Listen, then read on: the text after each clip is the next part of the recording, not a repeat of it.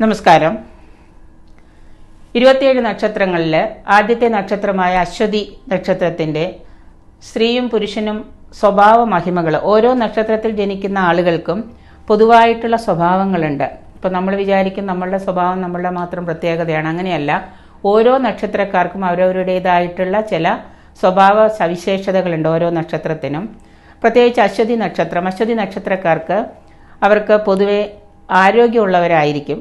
ചില സ്ത്രീകളൊക്കെ ആണെങ്കിലും പൊതുവെ സൗന്ദര്യമൊക്കെ ഉള്ളവരും ആരോഗ്യവതികളും നല്ല കുടുംബിനികളൊക്കെ ആയിരിക്കും അശ്വതി നക്ഷത്രത്തിൽപ്പെട്ടവർ.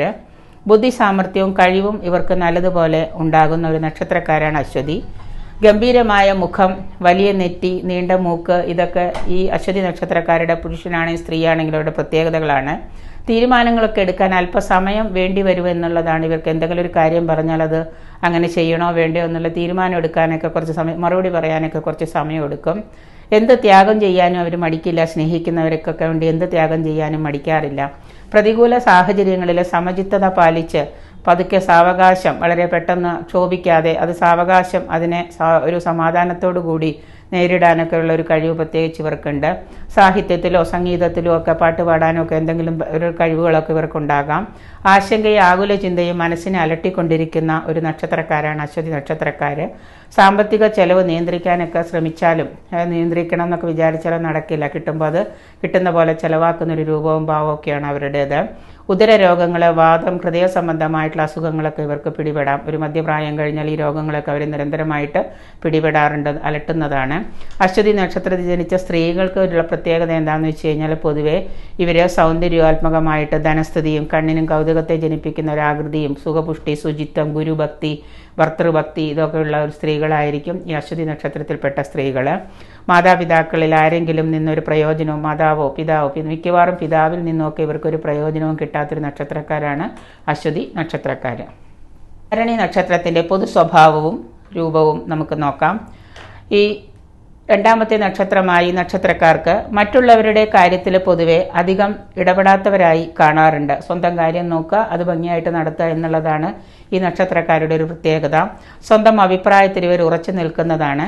പെരുമാറ്റത്തിലെ കർക്കശത മൂലം മറ്റുള്ളവരുമായിട്ട് യോജിച്ചു പോകാനൊക്കെ ബുദ്ധിമുട്ടുണ്ടായിരിക്കാം. ശത്രുക്കളൊക്കെ നല്ലതുപോലെ ഇവർക്ക് ഉണ്ടാകാറുണ്ട്. സഹനശക്തി കുറവായിരിക്കും. എന്തും അങ്ങനെ സഹിക്കാനുള്ള ശക്തിയൊന്നും ഇവർക്കില്ല. പെട്ടെന്ന് ക്ഷോഭിക്കുക, ഒരു ക്ഷിപ്ര കോപം ഇവർക്ക് വന്നു ചേരാറുണ്ട്. അഭിമാനത്തിന് ഭംഗം വരുന്ന കാര്യങ്ങളൊക്കെ സംഭവിച്ചിട്ട് അതുകൊണ്ട് ഇവർ നാട് വിട്ടു പോവുകയോ ആത്മഹത്യ ചെയ്യാൻ തുനിയുകയോ ഒക്കെ ചെയ്യുന്നൊരു സ്വഭാവമാണ് ഈ നക്ഷത്രക്കാർക്ക്. അന്യരുടെ മുമ്പിൽ തലകുനിക്കാനോ വിട്ടുവീഴ്ചയ്ക്കോ ഒന്നും ഇവർ തയ്യാറാകാറില്ല. ഈ നക്ഷത്രത്തിൽ ജനിച്ച സ്ത്രീകൾ എന്ന് പറയുമ്പോൾ അവരുടെ ഒരു കലഹപ്രിയം, എന്തിനും ഏതിനും വഴക്കിടുക, ദേഷ്യം വരിക, മുഖം വീർപ്പിക്കുക, ദുഷ്ടസ്വഭാവം, മറ്റുള്ളവരുടെ വേദനയൊന്നും ഇവർക്കൊരു പ്രശ്നമല്ല. ധനഹീനത, പണമില്ലായ്മ, പ്രതാപത്തിന് ഹാനി സംഭവിക്കാം.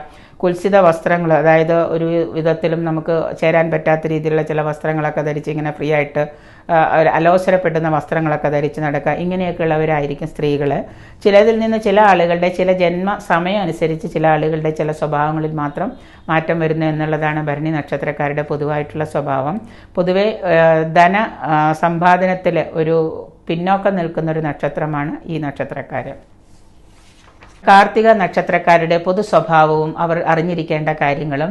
കൈവെട്ടകയുടെ ആകൃതിയുള്ള 6 നക്ഷത്രങ്ങൾ ചേർന്നതാണ് കാർത്തിക നക്ഷത്രം എന്ന് പറയുന്നത്. സൂര്യനാണ് ദശാനാഥൻ, അഗ്നിയാണ് ദേവത. ദന്തരോഗം, ശിരോരോഗം, നയനരോഗം, വായു, അതുപോലെ തന്നെ അർശസ് പോലെയുള്ള ഈ അൾസർ പോലെയുള്ള രോഗങ്ങളൊക്കെ ഇവർക്ക് പെട്ടെന്ന് പിടിപെടുന്നതാണ്. സ്വന്തം വിജയങ്ങളെ പ്രകീർത്തിച്ച് അതായത് ആത്മാഭിമാനം കൊള്ളുന്ന ഒരു നക്ഷത്രക്കാരാണ് കാർത്തിക നക്ഷത്രക്കാർ. കാർത്തിക സ്വന്തം ദോഷവശങ്ങളൊക്കെ മനഃപൂർവ്വം, അവരവർക്ക് എന്തെങ്കിലും കുറവുണ്ടെങ്കിൽ അതൊക്കെ മനഃപൂർവ്വം വിസ്മരിക്കാറാണ് പതിവ്.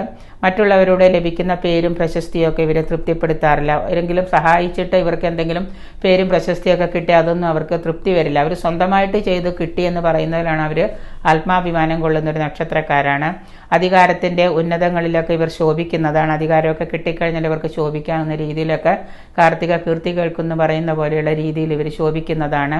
ഭർത്തൃഭക്തിയാണെങ്കിൽ, സ്ത്രീകൾക്കാണെങ്കിൽ ഭർത്തൃഭക്തി, വീട്ടുകാര്യങ്ങളിൽ താല്പര്യം, ഇതൊക്കെ സ്ത്രീകളുടെ ഒരു പ്രത്യേകതയാണ്. ചിലപ്പോൾ ചിലർക്ക് വിരഹം മൂലം ദാമ്പത്യ ദുരിതമൊക്കെ വന്നു ചേരാറുണ്ട്. ദാമ്പത്യ വിരഹമൊക്കെ അനുഭവിക്കാനായിട്ട് യോഗം കാണാറുണ്ട്. ചില വൈരാഗ്യ ബുദ്ധി അല്ലെങ്കിൽ വൈരാഗ്യ വിചാരം ധാരാളമായിട്ട് ഉണ്ടാകുന്നൊരു നക്ഷത്രക്കാരാണ് ഈ പറയുന്ന കാർത്തിക നക്ഷത്രക്കാരുടെ പൊതു സ്വഭാവം എന്ന് പറയുന്നത്.